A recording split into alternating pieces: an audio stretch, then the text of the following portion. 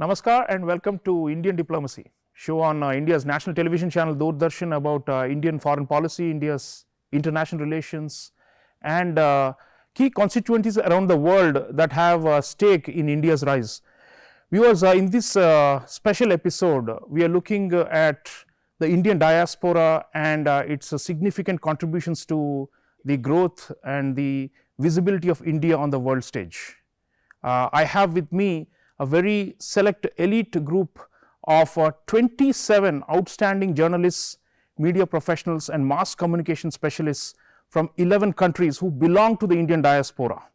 And they are being hosted by the Diaspora Engagement Division of the Ministry of External Affairs of the Government of India and are on India familiarization visit.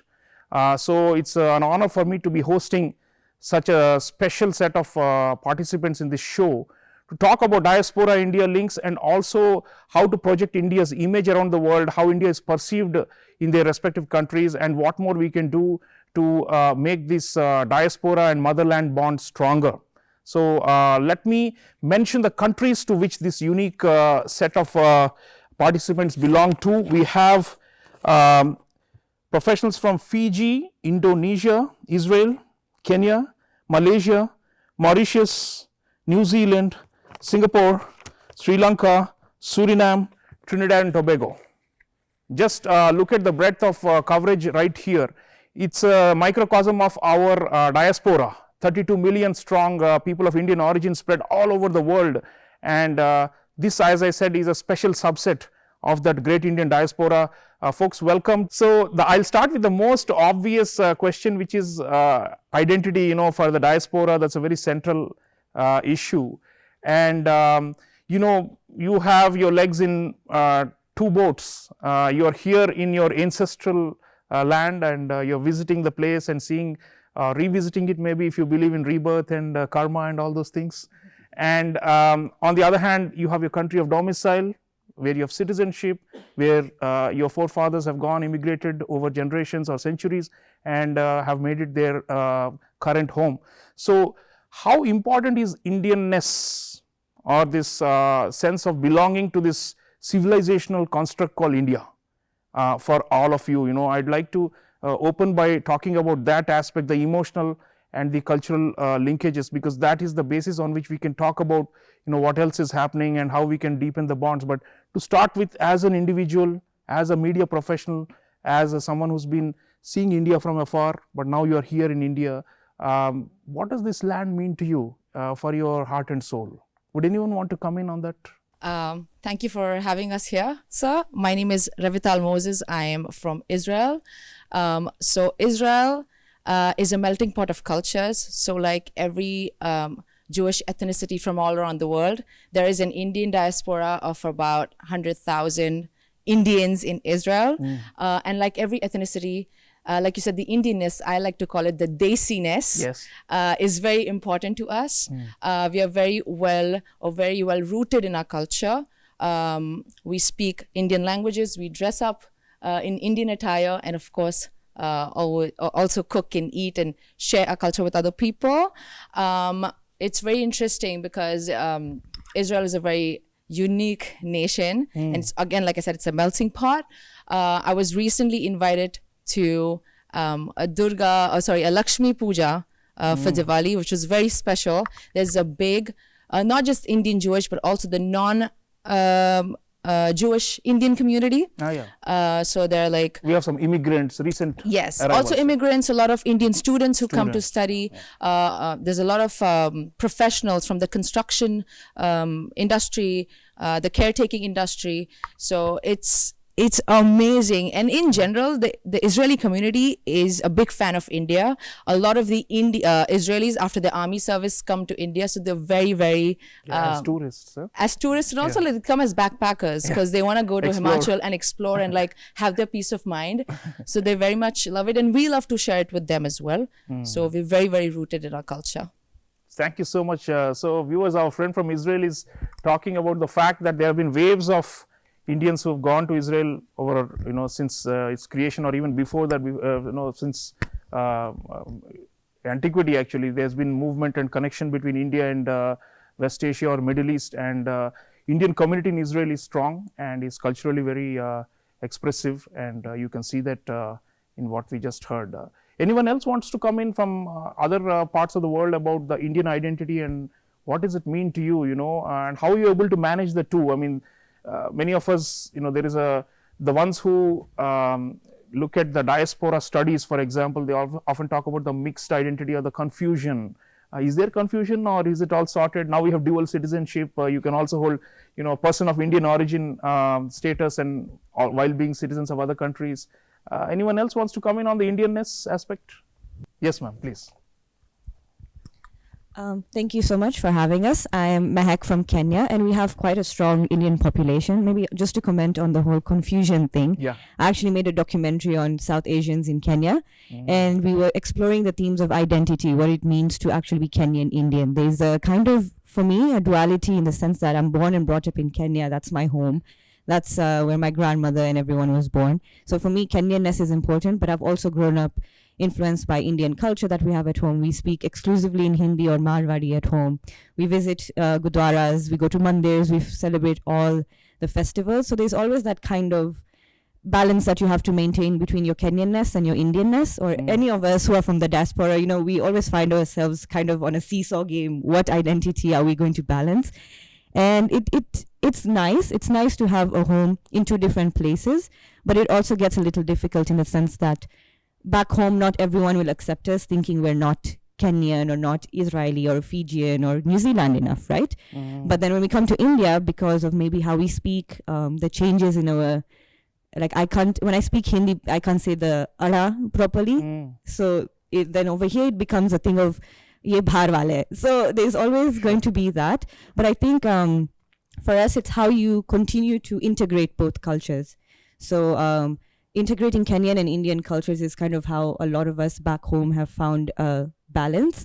And we're actually quite big in business in back over in the country, agriculture, healthcare. And our community was actually recognized as the 44th tribe back in 2019 in Kenya. So there's that acceptance now there. And there's also a very strong India-Kenya relation that's being formed. So now it feels like, home on both sides. I don't really have to teeter much. Yeah. Thank you. So brilliant. We have a large community of Indian diaspora in East Africa, Kenya, Tanzania, South Africa also.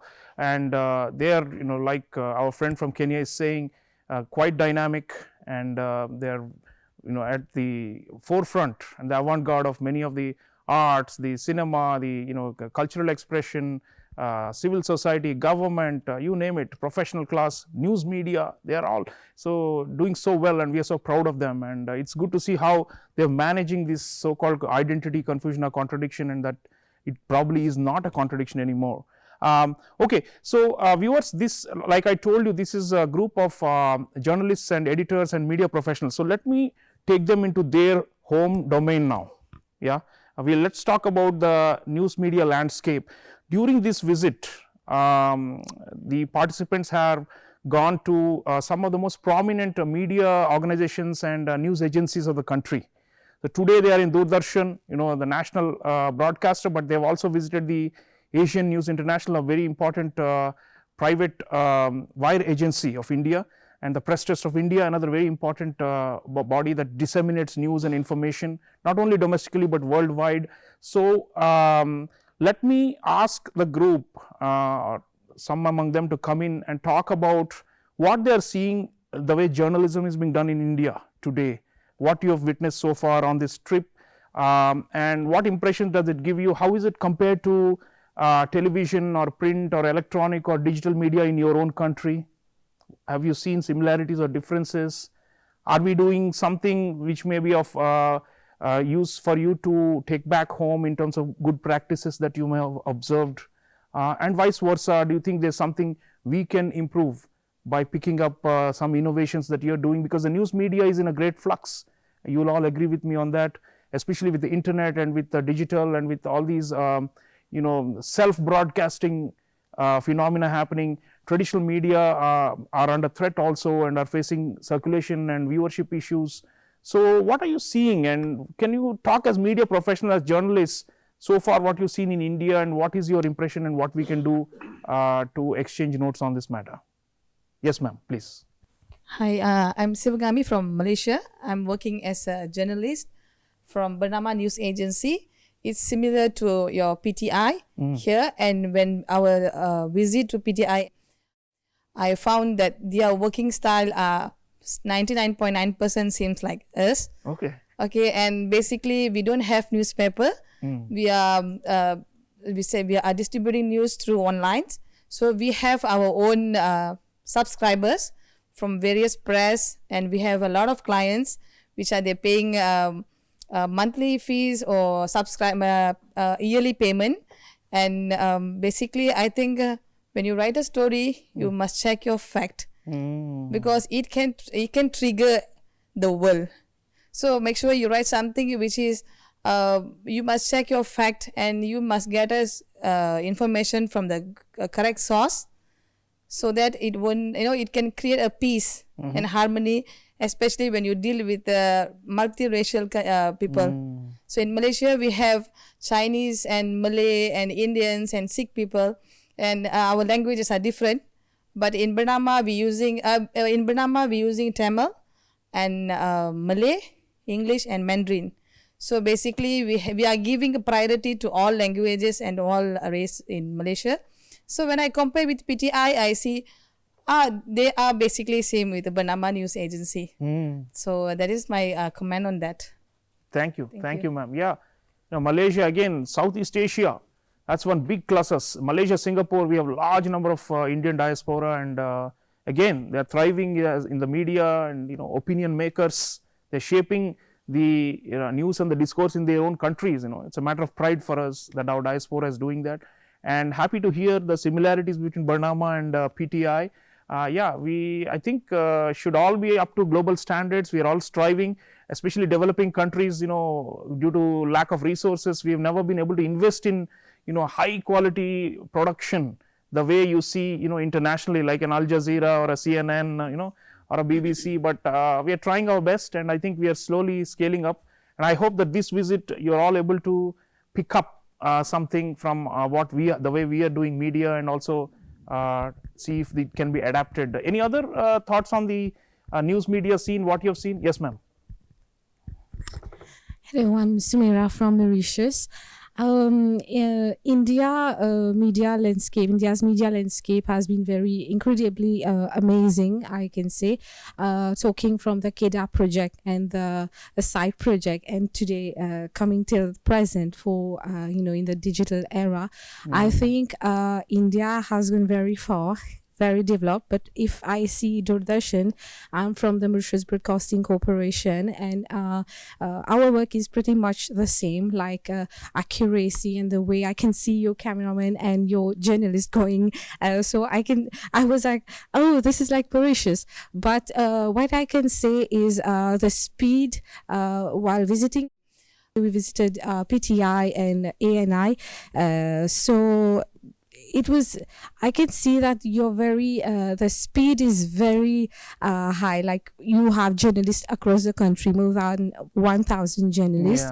And the diversity, like the wider range that you have, to reach decentralized news, like local news, reporting on local news. This is very interesting, like rather than concentrating on major cities, big news. So this is very interesting. And another thing is the decentralization, like how you have mixed the traditional journalism with the new technology. So this is very important. I think this is one thing that we are going to take back with us. Yeah. Thank you so much. Our friend from Mauritius talking about what India is doing in the media landscape, and viewers, again, this is important. Indian Ocean neighboring country, extended neighboring country. Sri Lanka, Maldives, Mauritius are very important for us strategically also, and we are happy to see that there are practices that could potentially be adapted from our media to theirs and vice versa. We also are entering into a lot of these information sharing agreements with broadcasters and with news agencies of other countries, so that we can have content that is usable by both sides. And in fact, that is how we build our own narratives, because historically we've been so reliant on the Western agencies like Reuters or AP or AFP only, So it's a historic task, and we are all part of that movement, and I thank you for that. Okay, so we spoke about the media landscape, but let me now come to the way India is seen and projected in your news media, in your countries. Obviously, some of your countries, the Indian diaspora is huge. Some of you are like diaspora countries in itself, right? Like Mauritius is like that, right? But you have countries in which the Indian diaspora is not the majority, like in Sri Lanka, right? And so on. So let's talk a little bit about how India is being portrayed, developments inside India, or what India is doing around the world. Sometimes you hear a lot of negative, coverage coming from Western media, which is slanted and is very ideological. I am sure that that's not the case in these countries that are represented here. So can someone come in on and talk about, and especially because you're from diaspora, you're like wearing a dual hat, right? You're not just a media professional working for, an agency or an institution in your country, but you're also people of Indian origin, right? So you are like, in a way, you can actually also shape the way India is projected if you have editorial, control and involvement in the narrative and the way the discourse is created. So would someone want to come in and talk about India as it's being projected on a daily basis or whenever it makes the news? Does it get enough coverage? Does it get enough positive coverage? And what are the kinds of things about India that is being spoken about in your country? I hope it's not only bad things. I mean, in a big country like this, 1.5 billion, huge continent-sized country, something or the other will go wrong, right? I mean, you can expect, but is that the only thing you're hearing, or are you also hearing positive things about the country? And let's talk a little bit about that. Would anyone want to come in, please? Yes, ma'am, please. Hi, I'm Chavi from Mauritius. So as many of you are aware, Mauritius and India has a close and long-standing relations.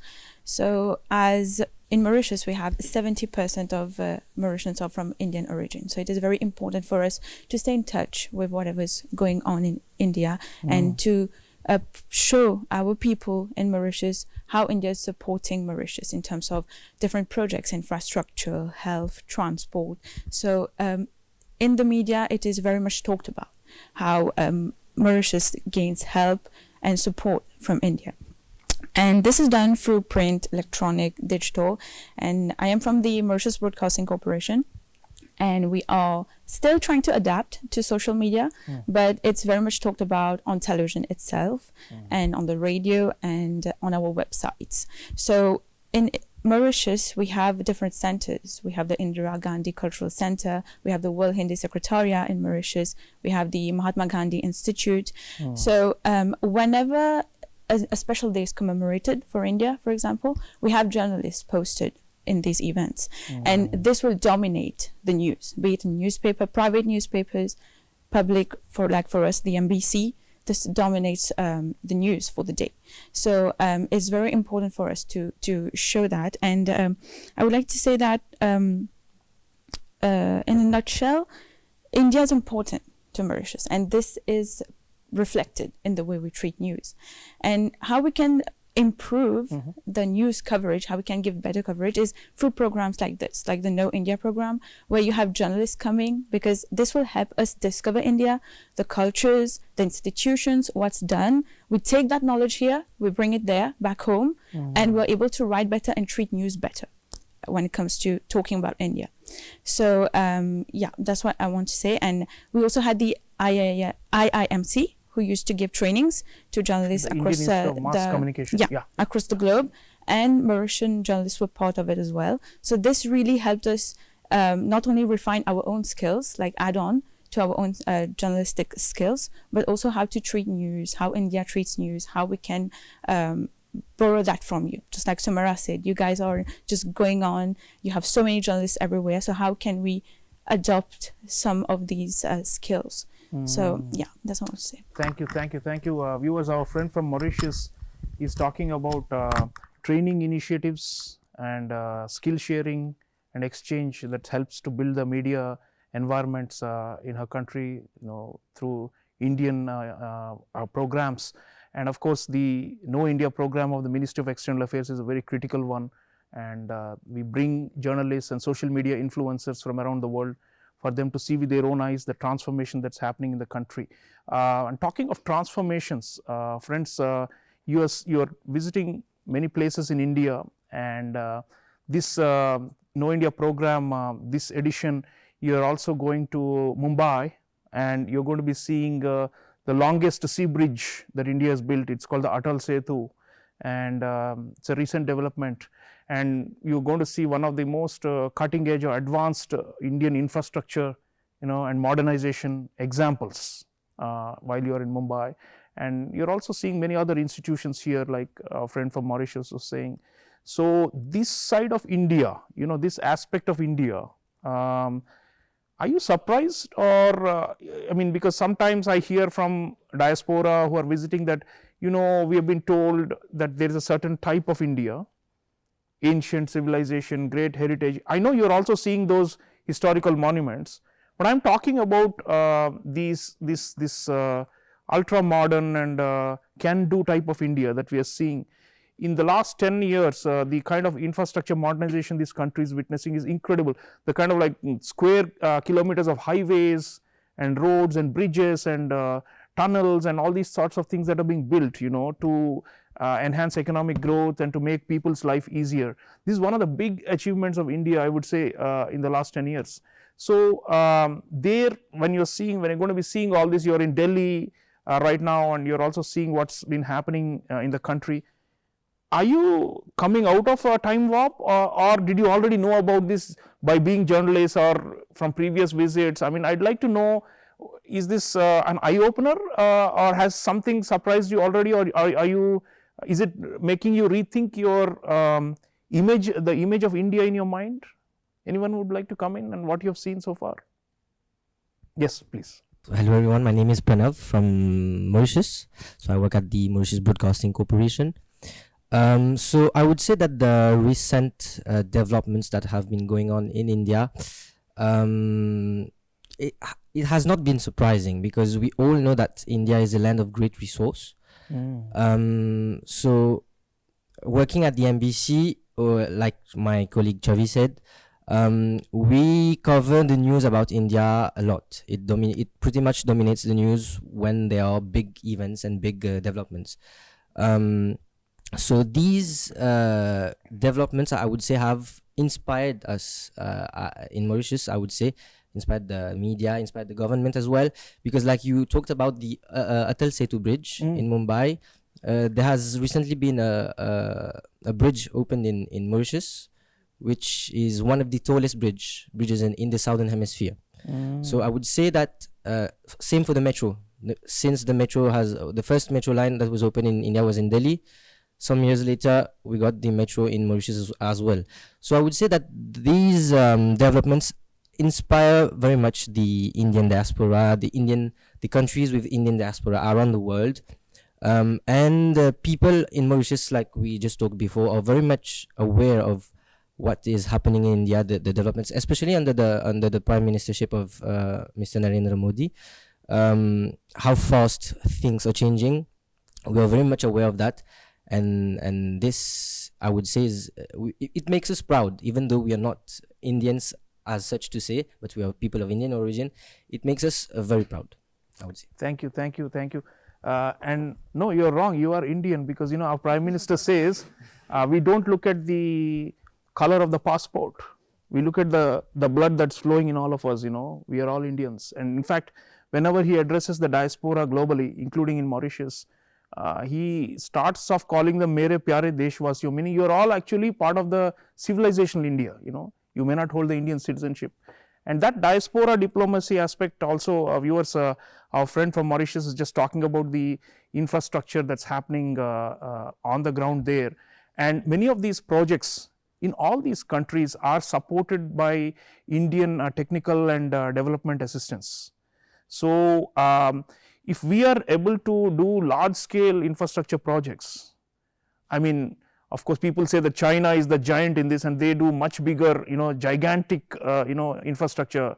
But India is also doing so, especially in extended neighborhood and neighboring countries. And we have our own approach to doing all these things, which is quite different from the Chinese model. And we also do the skill building and the capacity building, human resource trainings and all these things. So if you were to look at that, what has already happened in your countries, Indian support and Indian assistance, and what that means for your country, and how do people back home perceive the kind of projects which are supported by the Indian government, be it like the vaccines we did during the COVID-19 pandemic, or these big construction projects that we are talking about. What is the impression that gives, not just, I'm not only talking of the diaspora, but even the non-diasporic people in your respective countries, the quote unquote the local or the other tribes in your country, or the other ethnic groups. What does that convey, and how proactive do you see India doing these things in your country? Would anyone want to come in? Yes, please. Bula Vinaka, namaste. My name is Riamala. I'm from Fiji. India and Fiji, they have quite a long relationship in terms of endangered system, whereby the ancestors from India went to Fiji to work as endangered laborers, and they make up our second population. And we had a lot of agreements between the Indian government and the Fijian government in terms of the Indian government will be helping Fiji in terms of building the 100-bedded super specialty hospital, whereby it will help us in terms of our infrastructure development, healthcare facilities. And back in those days, Fijians, they are the indigenous people of our country. They have a perception that Asian India time, where poverty, less development. Now seeing it, we have journalists, we have a quite broad thinking of how India is developing, but they don't have that kind of perception. So I think coming here and seeing what is happening is quite a big for me, because for me back then I can go and write reports India is not that. And in terms of sustainable development, where G20 summit that has happened later, I think it is giving a better perception on how India is promoting development in terms of technology, sustainable development, and that can also support people who are living in poverty to stand up, have some kind of employment, and secure a better life for them. And I think this is a great initiative that India is taking in terms of moving ahead, but also with their people along, because some of the other countries, they also only focuses on development, not about the people. But I think that India is in a great path, and I think India and Fiji, they have a better relationship. So that's all. Thank you so much. Viewers, our friend from Fiji. Fiji is a important diasporic country in the Pacific, and we engage now with all the Pacific Island nations, including Fiji, in a very systematic and structural way. We have a forum for dealing with all the Pacific Island nations, and we are paying greater attention to this region. In the Modi era, there's been a lot of work to build the bridges, literally and figuratively, with these small island nations. And I'm happy to hear that our friend from Fiji thinks that the infrastructure development that's happening and the growth that's happening is also people centric, because ultimately that should be the goal, rather than just the rich becoming richer and wealth just concentrating in a few hands. And our approach has also been consultative, generally with all the smaller neighbors, including the diaspora countries. We ask them what are their needs, and on that basis we try to structure these projects. Anyone else from any other part of the world would want to come in on Indian the development assistance and the projects that we are doing, and how the local people see them? Yes, please. I am from Ramakrishnan, from Sri Lanka. Of course, we have a rich culture between Sri Lanka and India. We have over 1 million Indian origin in Sri Lanka. So I would disagree. Earlier you said, we have a small kind of small people in our country. It's not a majority. Yeah, we have majority over 1 million. And when you compare with the projects and all, when it comes to in Sri Lanka, everyone know during the COVID, India has helped a lot to Sri Lanka in medically. Even though during our economic crisis, India is the first country, the neighboring country who came to help us. So it's we have a traditional friendship between us. Always India there for you, they are there for us, and we have a good diplomatic relationship between India and Sri Lanka. And compare with the infrastructure, you said India is supported in the railway system in northern part of our country, So they recently built. And when it comes to the upcountry, we have a majority Indian community, Indian origin people, right? So but nowadays, India have supported for the housing system, housing scheme 2 years before they started. So almost like 3,000 to 4,000 houses. So yeah, we have to say thank you first for our country, neighboring country. Thank you, my friend. Thank you from Sri Lanka. You know, he's talking about the social impact of Indian assistance, and that is very critical, like we spoke before also.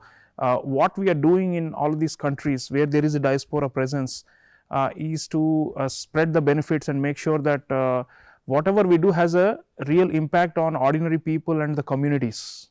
That has been our approach, and I hope our friends will write and broadcast and cover more of these projects. Sometimes the criticism we get is that, oh, Indians, they do a lot of good assistance work and aid projects, but then they don't get the publicity enough, you know, and they don't get enough coverage. But you know, this kind of positive word of mouth will definitely help. Okay, now let me also switch to other places you are visiting during this you know, tour of India, and other things you are seeing. For example, you're seeing the Ayurveda Institute, for example, right? And you are also seeing, like I mentioned, the historical sites and monuments.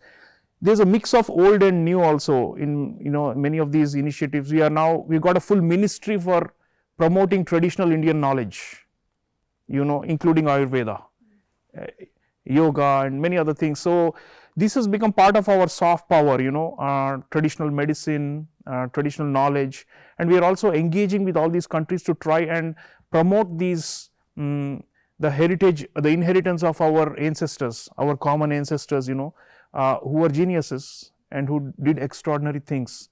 So how significant are these softer forms of Indian presence and influence in your countries? And you know, of course, our embassies and high commissions with whom I'm sure you engage, they organize the yoga day and all those things which are quite popular. But even otherwise, like at a broader scale in the society, not only diaspora but non-diasporic communities in your societies, how deep is the knowledge or understanding of the Indian you know, practices and ancient wisdom? And do you think that seeing these kind of things here will help you? Maybe you can make a story or a news report about what you saw. And often I hear many people coming to India for medical tourism from these countries and saying that, you know, we didn't even know about these practices, but now we know that there are alternative treatments and such things, right? So healthcare, especially in healthcare. So would anyone want to come in on these aspects and what you've seen in your countries, and how much consciousness is there in your country about that this is a gift or a gift to humanity that came from the civilization, great civilization called India? Would anyone want to speak about our knowledge systems, yoga and other things? Hello, my name is Shania. I'm from Fiji. So speaking about yoga and Ayurveda, we did visit the institute just about way back in my country. We have this, if we speak about disease, mostly people go for medical treatment. But we have been having our Indian embassy, we have yoga day as well. Speaking about our communities, the kids nowadays, they are not into yoga. If we speak about elders as well, they're not into yoga. But the Indian embassy, they bring a lot of people together at one park. They have over 1,000 people there. That particular day, they do yoga. It's more like raising awareness. Us media gang, that's our responsibility to cover this and raise more awareness. So the visit to the institute, it was an eye-opener for me, because that is something we don't have in our country, especially the institute itself. So that is more like understanding what it is and telling other people that there are options available, because from Fiji itself, we have a lot of people coming to India for treatment, whether it be any kind of treatment. So for some, it's quite expensive as well. They do a donation thing, they do charity work, they raise funds to come to India for treatment. But saying that we have other options too, that will be helpful as well, because we know that there's high chance of survival and high chance of having a success rate as well. So just about having more awareness in this regard, and as media we have a responsibility to raise awareness about these things so that people out there know. Thank you. Thank you, thank you. Our friend from Fiji is talking about responsible journalism and projecting the strengths of India in these countries' viewers. So very important. It cannot only be the job of our embassies and high commissions, although they do a lot of hard work also. It's also these diaspora media professionals are also vectors through which the word can spread, and that is of course the key logic why the Ministry of External Affairs engages and brings such groups to India to see for themselves. Anyone else who would want to come in about Indian soft power, our music, our dance, our cinema? These are huge, right? And they influence popular perceptions about India in your countries, and they're immensely popular, and I'm sure you are all also avid followers of these things. So are we doing enough to for people to get into these things, or do we think we should come up with any new ideas or suggestions on how we can spread these kind of soft power instruments in your countries, and how can they become more acceptable in your countries? Kia ora, I'm Neelam from New Zealand. My current master's research is actually on the New Zealand Indian identity and Bollywood cinema. So I've studied Bollywood films and the soft power that they project overseas and outstand. In our country back home, there's a lot of perception of India as still being a post-colonial nation freshly. And we become journalists to tell stories. Like we grew up, even in India, traditional methods of storytellings. I grew up listening to stories from my ba, telling me how India is. So with storytelling and communication, we're able to project these narratives and tell people about India. India chan bhi pahunch gaya, but people still think we aren't developed, we aren't modern. But when I look at the comparison between New Zealand and India, so I visited India last year after a decade, and I was amazed about the technology, the digital payment system, the initiatives being taken to develop India further. A lot of these things, we don't have them back home as well. What I think needs to happen about India's soft power is there needs to be more cultural exchange and education and dialogue happening. I work at a university in communications, and recently we hosted the High Commissioner of India to New Zealand, Ms. Neeta Bhushanji. She came onto campus and she gave a brilliant speech.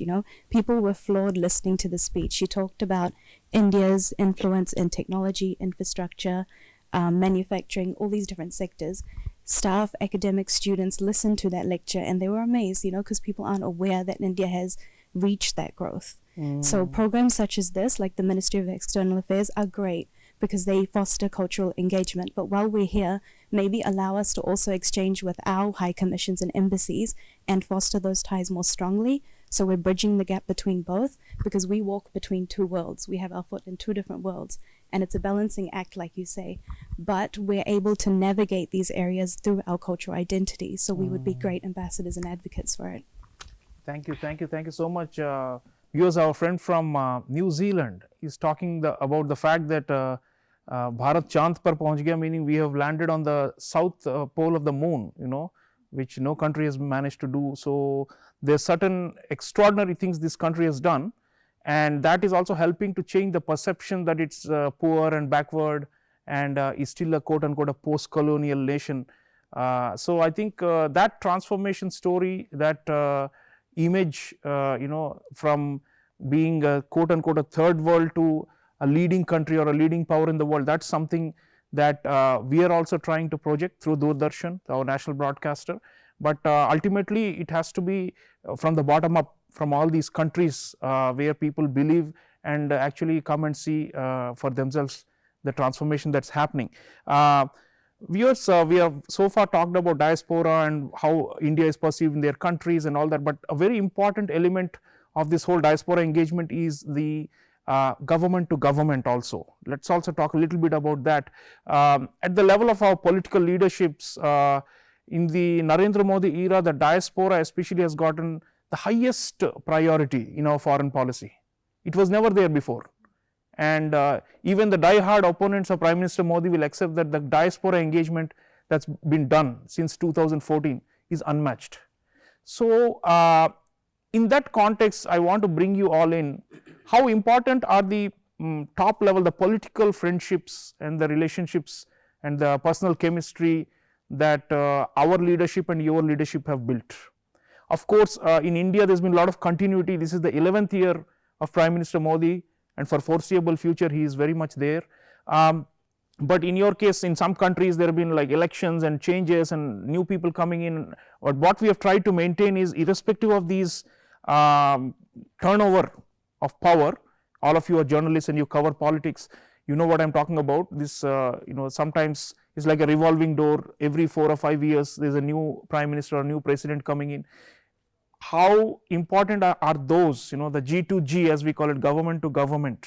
And you must have covered Prime Minister Modi's visits to your country, many of you, and you have seen firsthand also how your presidents, prime ministers are engaging with our leaders, how our external affairs minister, Dr. S. Jaishankar, is so popular worldwide, and he engages with his counterparts in your country, your foreign ministers, your defense ministers, and so on. So, can we talk about that aspect and what you are seeing coming from the Indian side into your countries, and that high level goodwill at the political level? How important is that for all these other people to people and the diaspora and all these things we are talking about so far? In a way, I think without the political facilitation at the top, if there is a lot of friction, let's say, if there is conflict between our countries, it's not possible to do all this, right? So, how important is that? What have you seen at the political level, the relations between our countries? Would anyone want to come in? Yes, sir, please. I am Logeshwaran from Sri Lanka. So, under Prime Minister Narendra Modi's leadership, we have a beneficiary with the neighborhood first policy. Many occasions like COVID and economical crisis, also in the some political crisis time and all. India was standing with Sri Lanka with their neighborhood first policy. Also, they are assisting for many facts to resolving the problem for the Sri Lankan, especially with Indian origin people.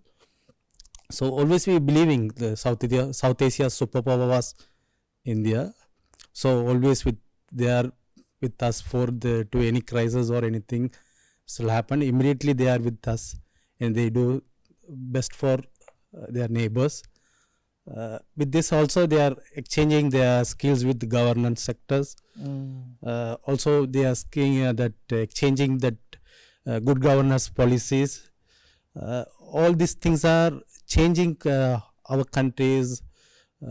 Some part like they are managing project, some diplomatical things and all are developing with Indian collaboration.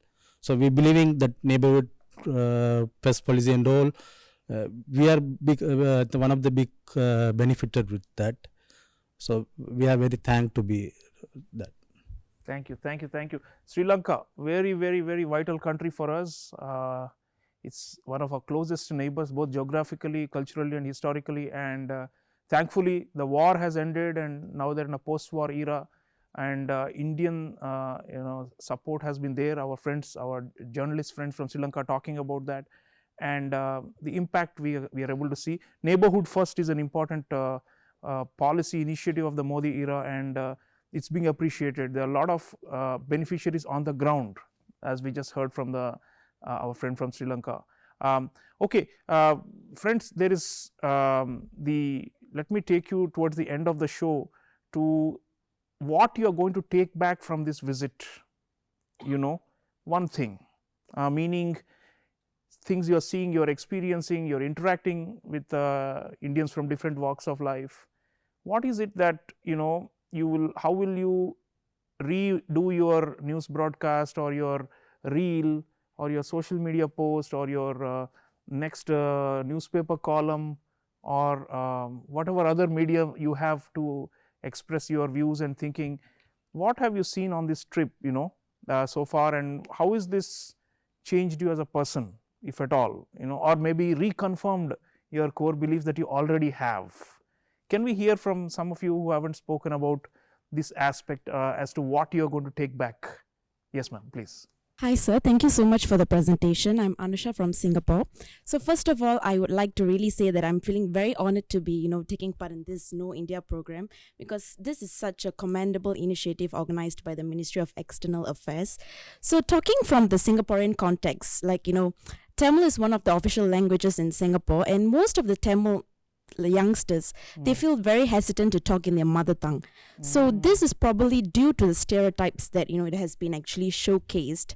And I feel that the major takeaway for me through this trip will be India is not what you think or you've been thinking so far. So for the younger diaspora friends in Singapore, the Indian diaspora friends, they have mixed reactions. Some of us get very close to our culture, some of us a bit distant. And yes, we do obviously, embrace the roots, the cuisines, the tradition and everything. But I feel that initiatives like the Know India program will be able to bridge those gaps and also foster connections with people from all walks of life. Like for myself, I've actually, I've met so many people, through this program in some countries which I always wanted to, pay a visit and stuff like that. So the major takeaway for me is India is, drastically progressing. And, its rapid economic growth has actually, made itself as an emerging source of global power. So I'm definitely going to do a feature story on this from when I get back home. And there's so many positive things that I have, to tell my editorial team as well. So thank you so much to the Ministry of External Affairs for giving us this wonderful opportunity. Great.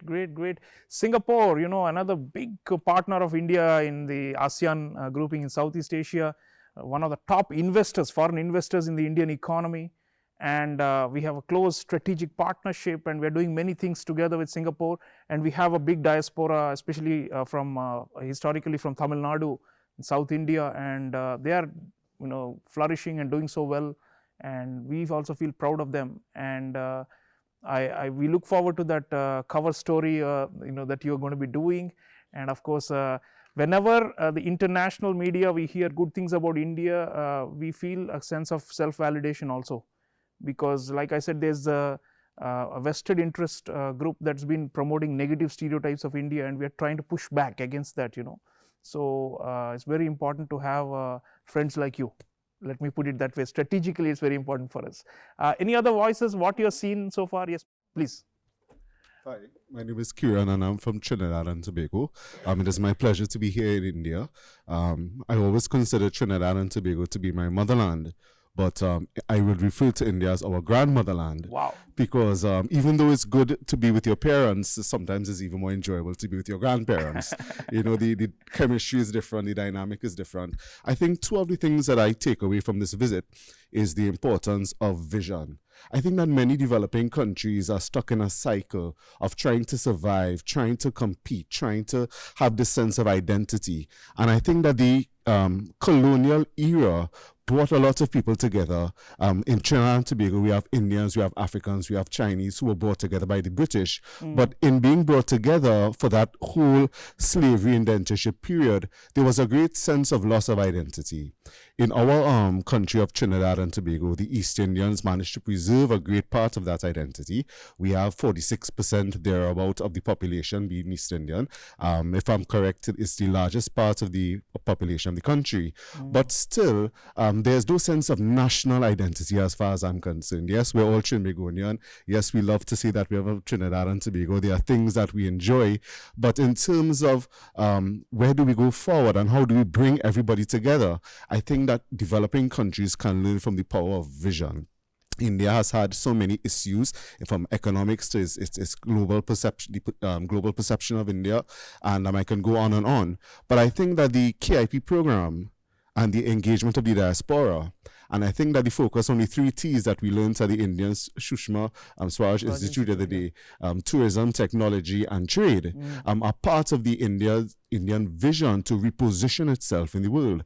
As a matter of fact, just last week, Prime Minister Narendra Modi visited the Caribbean, firstly to Brazil for the G20, and secondly to Guyana quite recently. But that was the first visit in umpteen years. The last Yeah. time an Indian Prime Minister visited the Caribbean was Indira Gandhi in the 1960s thereabout. So I think that the engagement is definitely part of the vision. The second thing that I will take away is the importance of information exchange. In Trinidad, we have many Bollywood movies, we have many songs, we know some basic Indian foods, and we feel a very great sense of connection to Indian heritage. But I don't know that we have an idea of Indian future. And when it comes to the ongoing development in India, unfortunately, we are very dominated by the Western world. And so our idea of the superpower, while many people are from Fiji and Mauritius and Sri Lanka, and they're on this part of the world, and they have greater influence by Indian media, we are very dominated by the Western world. And therefore, our sense of superpower, our sense of where opportunities are, our sense of where partnerships can be, really is Western or Western in its slant, as opposed to anything Asia related. There's some information about China and Japan and especially Singapore, and there's some admiration for those countries. But I think that if information exchange was greater between India and Trinidad and Tobago, then we can have an appreciation, not just in terms of the Indian connection to the past between Trinidad and India, but definitely in terms of the connection to the future, in terms of the visions aligning themselves and the potential for opportunity. Wow, thank you. That's a very profound observation. Yeah, Caribbean is geographically far, but we have very large diaspora there, including in Trinidad. And we are now engaging with the CARICOM, which is the regional association also, to build bridges. And information sharing and exchange is critical, says our friend from Trinidad, and it's a point well taken. Anyone else wants to come in? We are almost closing the show. Yes, ma'am. What are you taking from this trip? Hello, I'm Anissa from Indonesia. So far I see all the journalists, just make some comments. So maybe this is my question for you. Okay. I see, ancient Indian wisdom here is very, respected from all Indians here. But my question is I see a lot of Indians, nowadays, they just go for Hollywood perspective, So my question is, because I have to bring critical aspect because I'm a journalist, right? Yeah. So my question is, how important ancient Indian wisdom for Indian themselves? Thank you. Thank you. Okay, we are now reversing the roles, and I'm going to be I'm going to be answering this question, okay? Because this is a tough bunch. These are journalists, okay? So our friend from Indonesia has asked me about whether we are still under some kind of mental slavery to Western ideas and Western institutions, and whether we have not broken them, and whether we are still under some kind of servitude. I think things are changing, both from the level of the government, the messaging, and also the citizens. They're more self-confidence now in who we are, and there's a lot of going back to the ancient glory also, our civilizational greatness and all that. So now we are able to see a lot more of that than before. And slowly, yes, there are still some people who think that, immigrating to Canada or the US or the UK or Europe is the greatest achievement in their lives. There are still some people in developing countries which don't have the highest per capita income. There will still be some outflows and some kind of admiration for richer countries, right? That's natural. But I think if you see our middle classes and the elite class and the ruling establishment and all that, and even ordinary people, slowly they're more nationalistic today than was the case before. So I think some of these practices and our heritage and our institutions, now we are wearing them on our sleeves. We are not shy about them anymore. And our External Affairs Minister, Dr. Jaishankar, put it beautifully. He said, we are not anti-West, but we are non-West. We are a different civilization, right? We don't want, we are not interested in conflict with Western countries. We cooperate with them, but on our terms, So I think things are changing. You will see, if you come back in the No India program or in something else in time to come, you will see, more self-confident and expressive India. Last word, anyone would want to come in? Yes, ma'am. What are you taking from this trip? Namaste, everyone. I'm Hila from Mauritius. So back in the time, I'll go in history. It says that the Indian immigrants, also known as the coolies, they migrated to Mauritius to search of gold. Okay, it's being said that. But what happened today is that because of them, because of their resilience, their hard work, they have transformed our country. They have not found gold there. They have created gold over there. So for me personally, Mauritius is my motherland, and India is my fatherland. Biologically, my mother belongs to Mauritius and my father belongs to India. So what I take back to Mauritius is the resilience, the hard work, the patience. Yeah, thank you. Wow, thank you. So profound. Viewers, what a fascinating conversation we've had with these 27 media professionals from across the world who have come to India under the Know India program of the Ministry of External Affairs. The standout phrases, one is fatherland, the other is the grandfatherland or grandmotherland. These two things mean a lot, you know, for us because the diaspora is very much part of the civilizational connect that goes back to centuries and even millennia. So we value the diaspora, and that's why we engage with them. The Ministry of External Affairs does it, and even ordinary citizens. The perception of diaspora has changed. There was a time when we used to think that, oh, they abandoned India and they went away, but now it's totally different. It's like you are part of us, you're giving back to us, and we want to also give to you. So it's a complete transformation with the diaspora and India relationship through our diplomacy. And today what we heard from these outstanding media professionals is also that the image and the way India has been projected abroad is also changing, and we expect them to be our unofficial ambassadors going forward and to continue spreading the good word and to keep coming back to India because like it's been said, this is the land that can create gold, and it can actually create value and wealth and prosperity and harmony. So these are big values for which we stand. Democracy, these are all big things in the world today, you know, they are all lacking. Peaceful coexistence. So I think I'll only request all of you viewers to reflect on the amazing things that our friends have shared today in this show, and to go back and to bow before the diaspora. What they have done for us is incomparable, and they will always remain close to our hearts and souls. Thank you, friends. Thank you for being here. Thank you for spreading the word about India, and please come back. This is your home. Thank you so much.